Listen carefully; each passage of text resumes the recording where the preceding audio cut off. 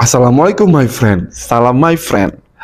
My friend, kali ini menarik nih, kita mau ngebahas tentang cuci data. Oke, banyak banget teman-teman yang nanya mengenai cuci data, atau juga banyak juga korban ya, teman-teman yang menjadi korban penipuan dari cuci data. Jom kita kumpas, kita bahas sampai selesai. Cuci data, cerita Ricky. Apa sih yang dimaksud oleh teman-teman dengan cuci data? Kalau cuci tangan jelas, cuci muka juga jelas ya. Nah, cuci data itu apa maksudnya? Maksud dari cuci data yang viral banget khususnya di Malaysia ya, di kalangan para PMI, TKI adalah satu proses penghapusan blacklist begitu ya, yang udah tertulis atau terrekod di sistem kerajaan Malaysia mengenai khususnya pekerja asing ya, atau warga asing, sehingga catatan tersebut menyebabkan orang tersebut di blacklist, tidak bisa lagi masuk ke Malaysia. Nah, banyak banget nih oknum-oknum, calo-calo ya, para penjahat gitu ya, mengambil kesempatan ini untuk menipu dan menghasilkan duit secara haram pastinya ya, dengan cara mengiming-imingi bisa cuci data, bayar. Ada yang bayar 10.000, 6.000, 2.500, banyak banget. Tapi apakah cuci data itu ada atau resmi dari kerajaan Malaysia? Tidak. Tidak ada yang namanya cuci data. Kalau ada, udah pasti kerajaan Malaysia akan mengumumkan begitu ya, prosedur menghapus blacklist ataupun bagaimana prosesnya. Tapi kan nggak ada. Oke, simpelnya kamu bisa tanya langsung ke Jabatan Imigrasi Malaysia melalui hotline ini, gitu. Oke. Cuci data itu adalah perbuatan kriminal yang bahaya banget, sebab dia kalaupun boleh, kalaupun ada, dia bisa menghapus semua data-data kejahatan orang gitu ya, yang sudah diperbuatnya, sehingga menjadi bersih gitu. Dan itu sangat tidak boleh ya, pastinya nggak boleh gitu ya. Nah, cuci data ini tidak ada my friend. Jadi kalau my friend ketemu orang atau melihat iklan di Facebook, di sosial media manapun bisa cuci data, hati-hati, karena jelas ini adalah penipuan. Oke, jadi jelas ya, cuci data itu adalah tidak benar, tidak ada. Dan kalau ada orang yang mengiming-imingi bisa membuatkan cuci data, membersihkan blacklist kalian, itu adalah penipuan. Oke, sudah paham?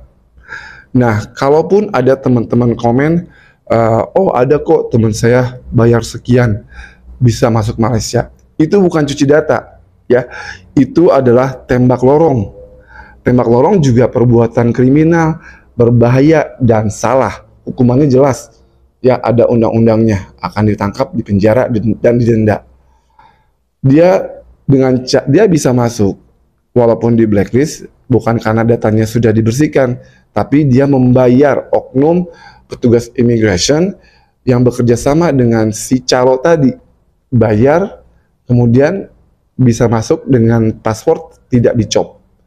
Nah, kalau ketahuan ada operation, walhasil kalian akan masuk lock-up atau penjara, denda, dan juga bisa jadi denda dan di penjara juga.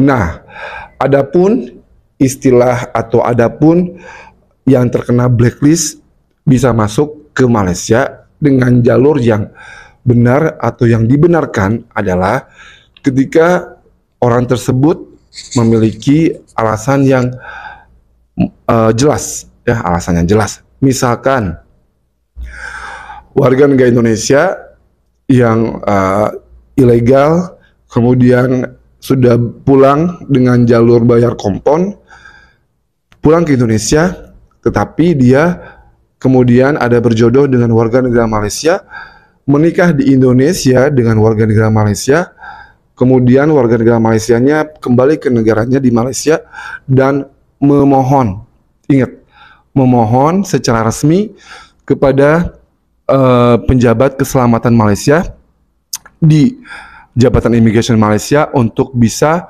membenarkan istrinya, ya, sudah jadi istri dong. Istrinya bisa kembali masuk ke Malaysia dengan bukti-bukti surat menikah yang resmi, surat permohonan tertulis yang resmi, dan juga mengisi borang. Tunggu prosesnya. Kalau diluluskan, maka yang tadinya di blacklist bisa diizinkan masuk ke Malaysia. Tetapi tidak mengulangi kesalahan yang sama. Begitu ya. Jadi jelas my friend, ketika banyak orang yang katanya bisa masuk lagi ke Malaysia walaupun udah di blacklist dan bayar mahal begitu ya, banyak yang bisa. Tetapi itu adalah melanggar aturan hukum dan salah. Dan ingat, itu bukan berarti sudah dicuci datanya, tidak. Tapi tembak lorong atau nyogok rasuah kepada oknum penjabat yang bersangkutan. Begitu ya. Jadi cuci data itu nggak ada. Oke. Ada yang bilang kalau punya duit mah berapa juga settle semua. Ya, semua juga akan berpikiran begitu ya. Tapi apakah kalau salah mau dilakukan? Mencuri juga boleh kok. Mencuri, korupsi juga boleh ya. Boleh. Merampok, narkoba juga boleh kok. Boleh. Tidak masalah. Boleh. Silakan. Tapi salah. Apakah karena boleh tapi salah kamu masih mau melakukan? Berpikir pakai ini ya, my friend. Semoga paham. Saya Riki pamit. Jangan lupa untuk like, share, dan subscribe channel Cerita Riki biar my friend gak ketipu calo.